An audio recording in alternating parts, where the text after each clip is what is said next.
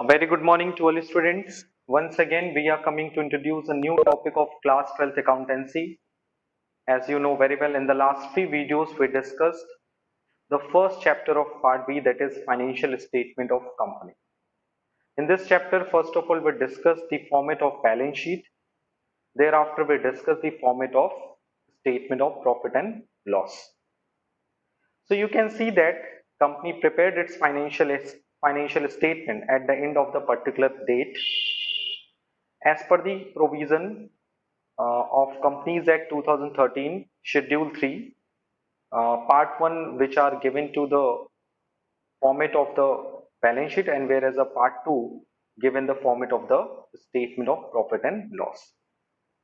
So in today's video, we will come to know how company prepared its balance sheet. So our today's topic is preparation of balance sheet. So how company prepared its balance sheet? You know very well what is the format of the balance sheet. So first of all, I will take the one question from the practical session, and thereafter we will prepare the balance sheet of the company. So please watch carefully and listen carefully कि company अपनी balance sheet किससे बनाती है. एक मैं practical problem लूंगा and you will take the screenshot of this picture, and thereafter we will move to the solution of this question. As you can see that the question on your screen, from the following information extracted from the books of Paras Limited, prepare a balance sheet of the companies as at 31st March 2018 as per Schedule 3 of Companies Act 2013. Rupees in thousand. You can see that rupees in thousand है, 30 है, so जितनी भी values दी हैं वो सब thousand में दी हुई. So values are 12% debenture 2000, creditors 120, share capital 1600, reserve and surplus 360, fixed assets are 3200, inventories 80, debtors 320, and cash in cash equivalent is 480. So these are the information. With the help of these information, now we will prepare the balance sheet. यानी company अपना balance sheet कैसे बनाएगी. सो first of all आपको heads को distribute करना आना चाहिए. Heads distribution का मतलब यहाँ पर ये है कि ये सारे आइटम्स किस हेड में जाएंगे ये आपको प्रॉपरली पता होना चाहिए.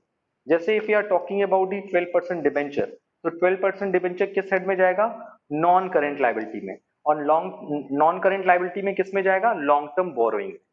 उसी तरह से सन्ड्री क्रेडिटर्स किसमें जाएगा? करंट लायबिलिटी में. शेयर कैपिटल किसका पार्ट है? शेयर होल्डर का. रिजर्व एंड सरप्लस किसका पार्ट है? शेयर होल्डर फंड का. फिक्स एसेट्स किसका पार्ट है? नॉन करंट एसेट्स के टेंजिबल एसेट्स का. इन्वेंट्रीज किसका पार्ट है? यस, करंट एसेट्स का एक अलग स्पेसिफिक हेड होता है, दैट इज द इन्वेंट्रीज, उसमें जाएगा. डेटर्स जाएगा आपका करंट एसेट्स, यानी एसेट साइड के करंट एसेट्स के किस हेड में जाएगा? It will be goes to the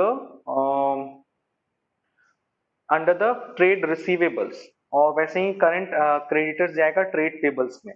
end cash in cash equivalent तो करंट एसेट्स का एक स्पेसिफिक हेड ही होता है, cash in cash equivalent. So this is the question. So please take the screenshot of this question, and now one by one I will take the all the data, and now we will prepare the balance sheet of the company.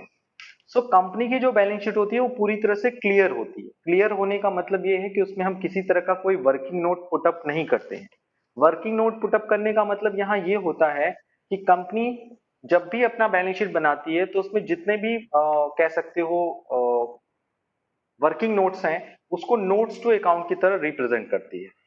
So let's we take the solution of this question. So first of all, we prepared the format of the balance sheet. Company prepared the balance sheet. First of all, he write down the title, that is balance sheet.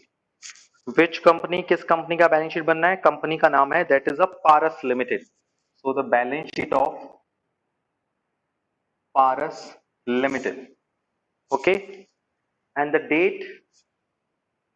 Sorry मैं थोड़ा और left side से बनाता हूं ताकि space create हो जाएगा.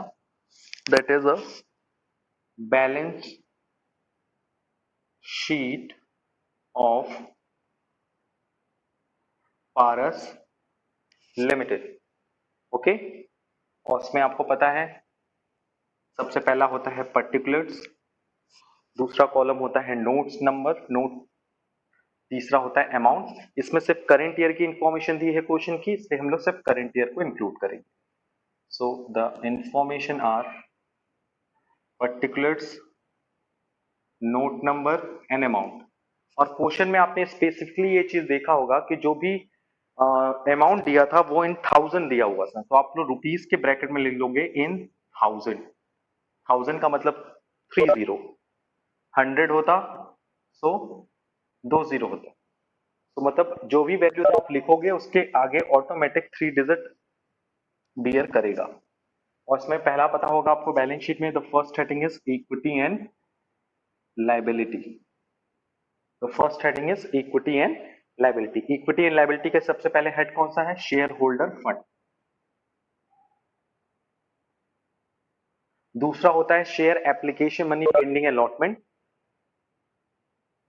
Share application money pending allotment, जिसका यहाँ पे जरूरत भी नहीं है क्योंकि ये लगभग आपके कोर्स में इंक्लूड करता ही नहीं है। सिर्फ 3 हेड इंपॉर्टेंटली रखते हैं, एक शेयर होल्डर फंड, एक नॉन करेंट लाइबिलिटी और एक करेंट लाइबिलिटी। उसके बाद हम उस वैल्यू को जोड़ देते हैं तो आ जाता है टोटल। उसके बाद आता है number second. Number second will be balance sheet, sorry assets. Assets में 2 हेड आते हैं आपके, एक नॉन करेंट एसेट्स और दूसरा आता है current assets. The first one is a non current assets and second one is a current assets. Non current assets and current assets.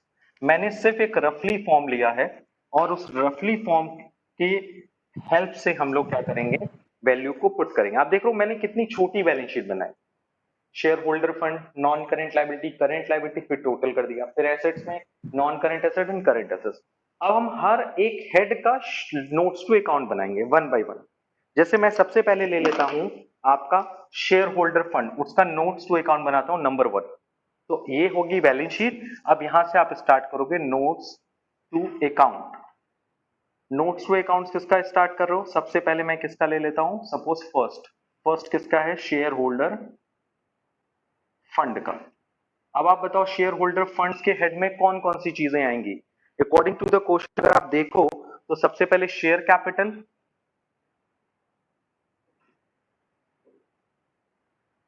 Share capital आएगा। शेयर कैपिटल की वैल्यू कितनी है? That is 1600।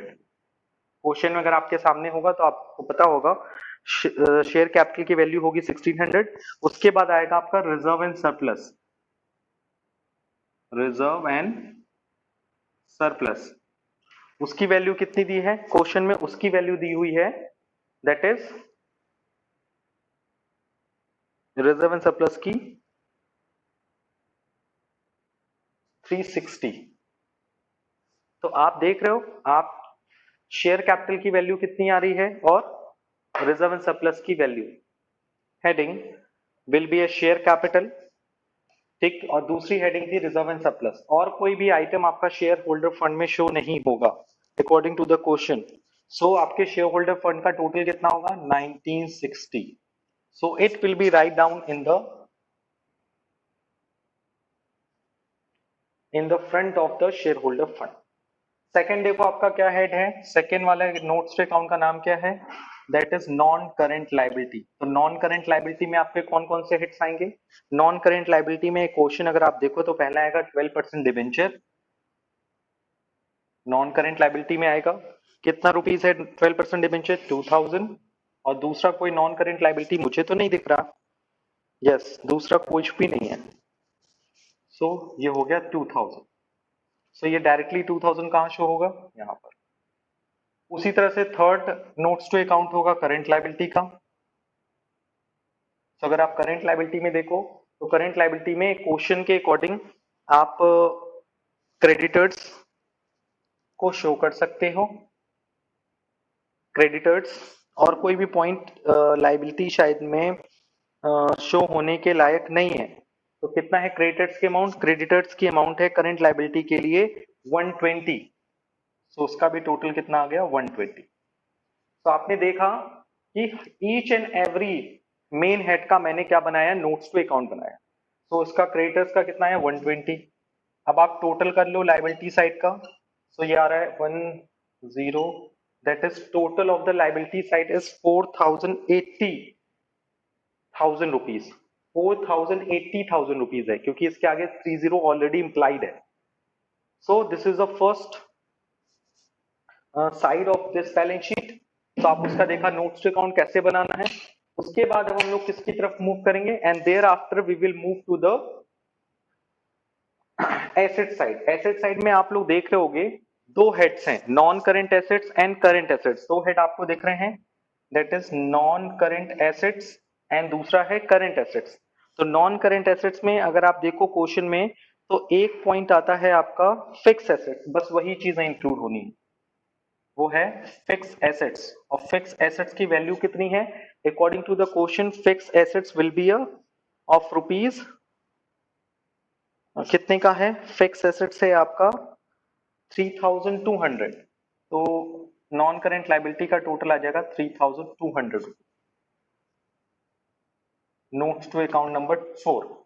उसी तरह से आप नोट्स नंबर 5 बनाओगे, किसके लिए, करंट एसेट्स के लिए। करंट एसेट्स के लिए अगर आप नोट नंबर 5 बनाओगे, जैसा आप देख रहे हो कि मेरे पास स्पेस नहीं है, तो that's why I will create the space. Note number 5 यहां बन सकता है, नोट नंबर 5 तो आपको दिख रहा होगा, मैं आपके लिए बना देता हूं नोट नंबर 5। नोट नंबर 5 किसका है, करंट एसेट्स का।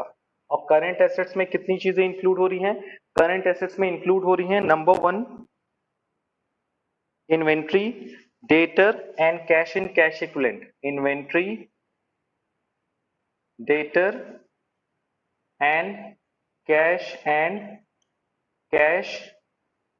इक्विवेलेंट्स। इन्वेंट्रीज की वैल्यू कितनी है, इन्वेंट्रीज की वैल्यू है 80। डेटर की वैल्यू कितनी है 320 और कैश इन कैश इक्विवेलेंट की वैल्यू कितनी है 480। तो ये हो जाएगा आपका 880। So the total of current assets 880, so the total assets side is 4080. So you can see that how company prepare its balance sheet। Company अपनी बैलेंस शीट कैसे बनाती है, आप देख रहे हो फर्स्ट ऑफ ऑल कंपनी ने बैलेंस शीट ड्रॉ की, फिर ईच एंड एवरी हेड्स का उसने क्या बनाया, नोट्स टू अकाउंट। फर्स्ट का नोट्स टू अकाउंट, सेकंड का नोट्स टू अकाउंट, 3 का नोट्स अकाउंट, फोर्थ का, जितने भी मेन हेड्स हैं सबके नोट्स टू अकाउंट प्रिपेयर हुए। तो ये देखा आपने कि छोटा सा क्वेश्चन हमने लिया और उसमें आपने देखा कि कंपनी किस तरह से अपनी बैलेंस शीट बनाती है। After discussion of the format of the balance sheet, now we will move to the practical problem related to the statement of profit and loss account. So how company prepared the balance sheet, ये हमने अभी देख लिया और एक question भी देखा और उससे बैलेंस शीट भी प्रिपेयर किया। अब हम लोग बात करेंगे the second and very important format of the financial statement of company, that is statement of profit and loss account. तो उसका पहले हम लोग एक क्वेश्चन लेंगे और फिर उस क्वेश्चन को सॉल्व करेंगे। और यू नो वेरी वेल, जिस तरह से कंपनी अपना बैलेंस शीट बनाती है, प्रॉपर स्टेटमेंट बनाती है, प्रॉपर नोट्स टू अकाउंट बनाती है, उसी तरह से कंपनी जब statement of profit and loss account बनाती है, उसी तरह से प्रॉपर नोट्स टू अकाउंट भी मेंटेन करती है। सो एक क्वेश्चन हम लोग देखते हैं और क्वेश्चन को सॉल्व करने की कोशिश करते हैं। So as you can see that on your screen, the question is prepare a statement of profit and loss from the following information extracted from the books of Mohan Limited as on 31st March 2019। यानी आपको statement of profit and loss account बनाना है किस company का, Mohan limited का। और information आपको दी हुई है। इंफॉर्मेशन नंबर 1 है sales 35 lakh, sale of scrap 15 lakh, purchase of inventory 20 lakh, wages and salary 6 lakh, interest received 25,000, bonus paid 70,000, gratuity paid 50,000, depreciation on building 25,000, opening inventory 1,50,000, closing inventory 2,25,000। So पहले आप format बनाने से पहले मैं ये कहना चाहूंगा सबसे कि फॉर्मेट बनाने से पहले आप लोग ये काम करो कि फर्स्ट ऑफ ऑल आप नोट्स टू अकाउंट बना लो, क्योंकि जितना आपका नोट्स टू अकाउंट बनेगा उतना ही आपका क्या होगा, टाइम वेस्ट होगा, मतलब उतना ही आपको फॉर्मेट में जगह देनी होगी। जैसे सेल, सेल किस हेड में जाएगा, रेवेन्यू फ्रॉम ऑपरेशन में। सेल ऑफ स्क्रैप भी किस में जाएगा, रेवेन्यू फ्रॉम ऑपरेशन में जाएगा। परचेज ऑफ इन्वेंट्री किस में जाएगा, परचेज ऑफ इन्वेंट्री ये जाएगा आपका purchase of stock in trade में जाएगा। Wages and salary employ benefit expense में। इंटरेस्ट रिसीव्ड अदर इनकम में। बोनस पेड और ग्रेचुटी पेड दोनों जाएगा एम्प्लॉय बेनिफिट एक्सपेंस में। और डेप्रीशिएशन ऑन बिल्डिंग कहाँ जाएगा आपका, यस जाएगा डेप्रीशिएशन एंड अमोर्टाइजेशन वाले में। ओपनिंग इन्वेंट्री और क्लोजिंग इन्वेंट्री कहाँ जाएगी, ये जाएगी चेंज इन इन्वेंट्री में। तो आपने पहले, मैं क्या कर देता हूं, इसका नोट्स टू अकाउंट बना लेता हूं वन बाई वन। ठीक है, जितनी नोट्स टू अकाउंट की जरूरत है उतना ही मुझे फॉर्मेट की भी जरूरत पड़ेगी। सो हम लोग इसके सॉल्यूशन पे चलते हैं। Please take a screenshot of this question. So first of all we prepare the notes to account, notes to accounts. सबसे पहला नोट्स टू अकाउंट किसका बनेगा, सबसे पहला बनेगा रेवेन्यू फ्रॉम ऑपरेशन का। एंड रेवेन्यू फ्रॉम ऑपरेशन में क्या क्या चीजें आएंगी, सबसे पहला आएगा आपका सेल्स। कितने रुपए सेल्स है, सब आपका सेल्स है according to the question that is 35 lakh.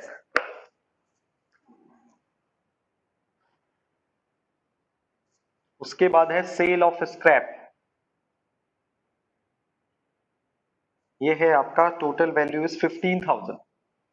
सो आपका रेवेन्यू फ्रॉम ऑपरेशन हो गया 35,15,000। ये आपका पहला नोट्स टू अकाउंट बन गया। दूसरा आपका बनता है अदर इनकम। तो अदर इनकम में तो कोई ज्यादा हेड है ही नहीं, अदर इनकम में सिर्फ एक ही चीज है, वो है इंटरेस्ट रिसीव्ड। सीधे उसकी वैल्यू लिख दो, इंटरेस्ट रिसीव्ड की वैल्यू है 25,000। 1 2 3 4 5, 1 2 3 4 5, यस 25,000। ये हो गया अदर इनकम का नोट्स टू अकाउंट। उसी के बाद जस्ट थर्ड आपको किसका बनाना होगा, अदर इनकम हो गया। एक्सपेंस में सबसे पहला क्या होता है, कॉस्ट ऑफ मटेरियल कंज्यूम, यहाँ है नहीं। फिर उसके बाद होता है purchase of stock in trade, है सर है, परचेज ऑफ इन्वेंट्री है। तो थर्ड आप बनाओगे एक्सपेंस में purchase of stock in trade, जिसे आप बोलोगे परचेज ऑफ इन्वेंट्री। कितना है आपका 20 लाख। फिर purchase of stock in trade के बाद आपका बनता है चेंज इन इन्वेंट्री का। तो चेंज इन इन्वेंट्री का फॉर्मूला आपको पता ही है, opening minus closing, opening inventory minus closing inventory. Opening inventory की वैल्यू कितनी है, क्वेश्चन के अकॉर्डिंग ओपनिंग इन्वेंट्री की वैल्यू है आपकी 1,50,000 और क्लोजिंग इन्वेंट्री की वैल्यू है 2,25,000। सो आप देख रहे हो इसका आंसर माइनस में आएगा। यानी चेंज इन इन्वेंट्री एक ऐसा एक्सपेंस है जो पॉजिटिव में भी हो सकता है और नेगेटिव में भी हो सकता है। तो उसका डिफरेंस आएगा 75,000 माइनस में। चेंज इन इन्वेंट्री के बाद आपका आता है नंबर 5, कौन सी चीज आती है, yes employ benefit expense. Number 5 is employ benefit expense. तो एम्प्लॉय बेनिफिट एक्सपेंस में आपकी क्या क्या चीजें आएंगी, एम्प्लॉय बेनिफिट में आएगा आपका wages and salary, wages and salary, ठीक। वेजेस एंड सैलरी कितने का है, 1 2 3 4 6 लाख रुपीस का। और उसके बाद है बोनस पेड, बोनस पेड है आपका, बोनस पेड के साथ है आपका ग्रेचुटी पेड, बोनस पेड है आपका 70,000 और ग्रेचुटी पेड है आपका 50,000। तो टोटल हो गया आपका 7,20,000। ये हो गया आपका employ benefit expense. Employ benefit expense के बाद आपका आता है depreciation and amortisation expense. And amortisation expense. और डेप्रीशिएशन एंड एमोर्टाइजेशन की अगर हम बात करेंगे तो आपकी वैल्यू कितनी आएगी? डेप्रीशिएशन एमोर्टाइजेशन की अगर हम बात करेंगे तो वैल्यू आएगी आपकी, so next one is the depreciation amortisation. Depreciation amortisation में होगा आपका depreciation on building.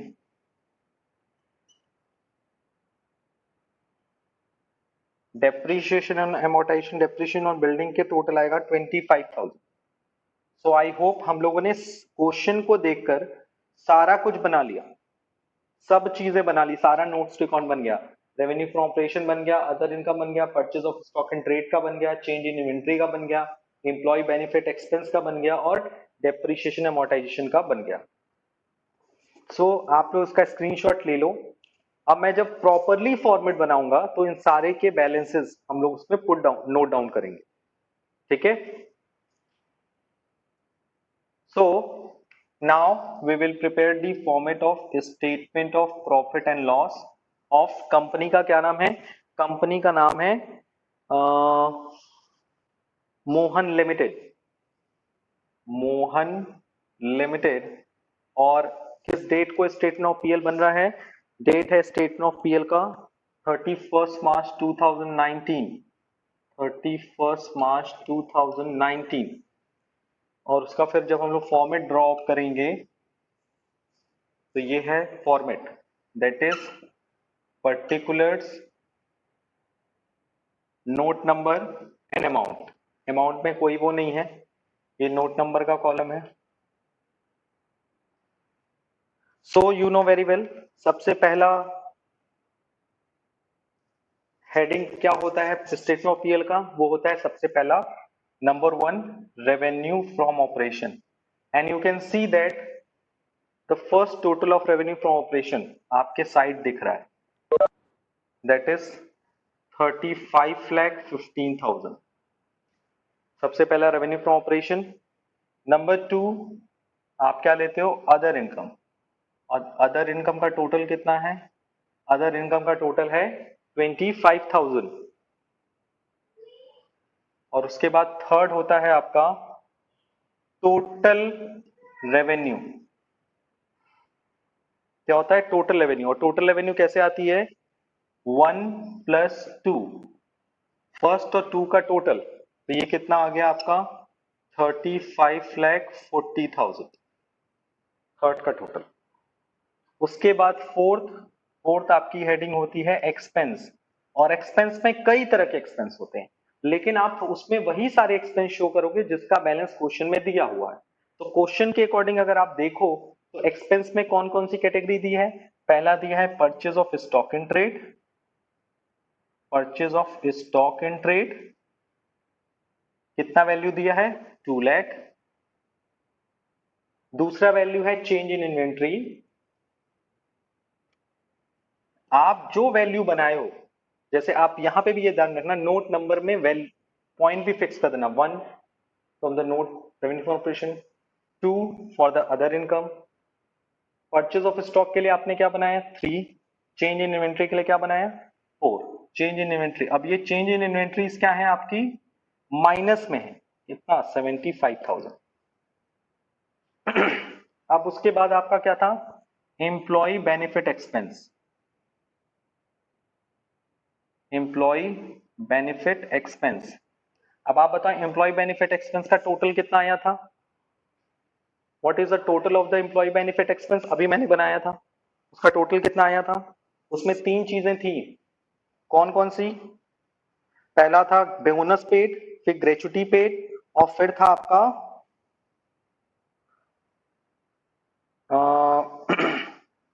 Wages and salary. ये तीनों का टोटल करके कितना आ रहा था एम्प्लॉय बेनिफिट एक्सपेंस में? That is 70,000, 50,000 and 6 lakh.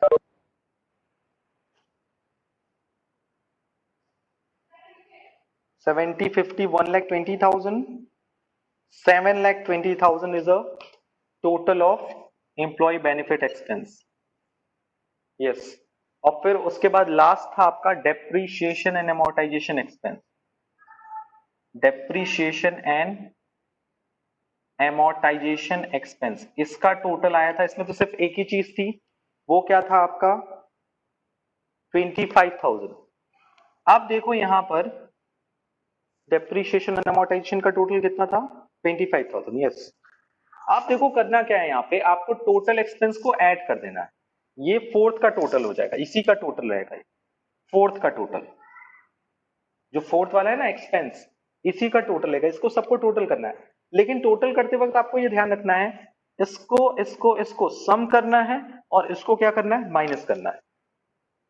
क्या करना है हम लोगों को, 2 लाख प्लस 7,20,000 प्लस 25,000, तो कितना आया 920 945।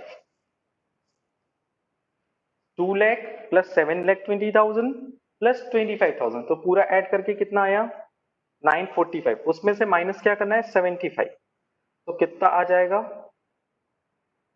8,70,000, यस 8,70,000। अब आप देखो आपकी टोटल रेवेन्यू कितनी है 35,40,000 और आपका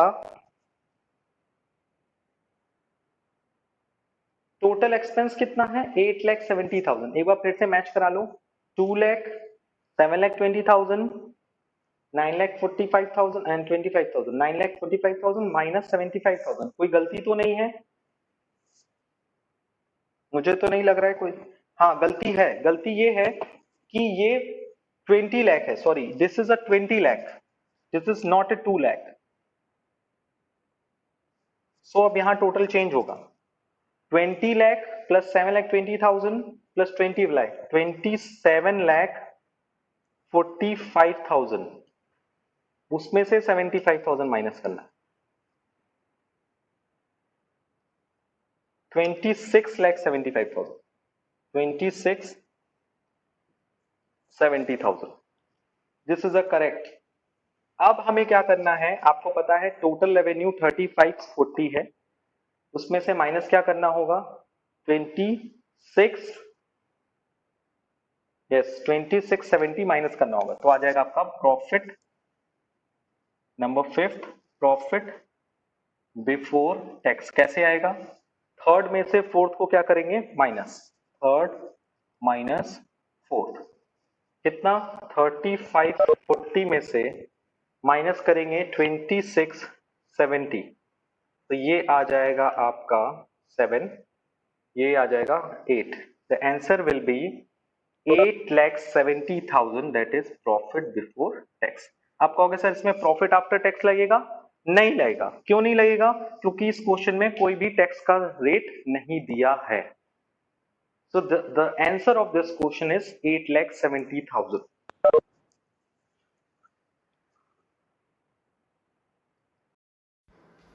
So at the end of today's video, now we will see the format which are given according to the Companies Act 2013. You can see that the first format, as you can see that on your screen, that is a part 2 form of statement of profit and loss account.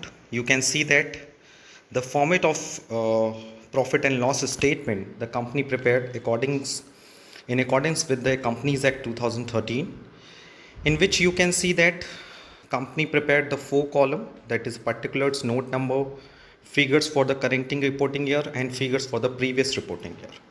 And you can see that there are basically 7 headings are included in the format of the statement of profit and loss, that is revenue from operation, other income, total revenue, expense.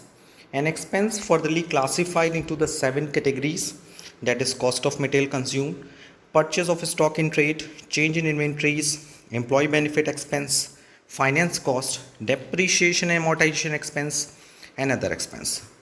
Thereafter we added all the expenses, and number 5th is the profit before tax. Profit before tax comes from the third point, that is total revenue deducted out of them, that is expense. It means हम क्या करते हैं total revenues में से total expense को deduct करते हैं, तो we find out the profit before tax, and thereafter we deduct the tax. Tax are given and at the specified rate of tax, and now we will find out the profit after tax. Today we discuss the practical problem which are related to the preparation of the balance sheet of the companies and the preparation of the statement of profit and loss according to the Companies Act 2013 as per Schedule 3. So now in the next video we will discuss the next chapter of part B, that is financial statement analysis. I hope today we cleared all the doubts and topics very easily. आज के लिए इतना ही. Thank you, thanks a lot and take care.